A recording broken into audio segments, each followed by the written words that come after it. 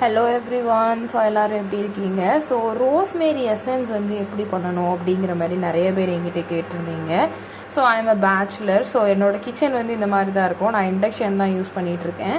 So this is called fines establish kitchen jungle brand.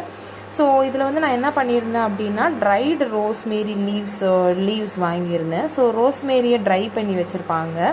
So எனக்கு 300 rupees 2 பாட்டில் கிடச்சிச்சின்னு நினைக்கிறேன். 2 bottle of dried rosemary. So 100 grams. So இதை என்ன பண்ணணும் அப்படின்னா நல்லா பாயில் பண்ண விட்டுருங்க.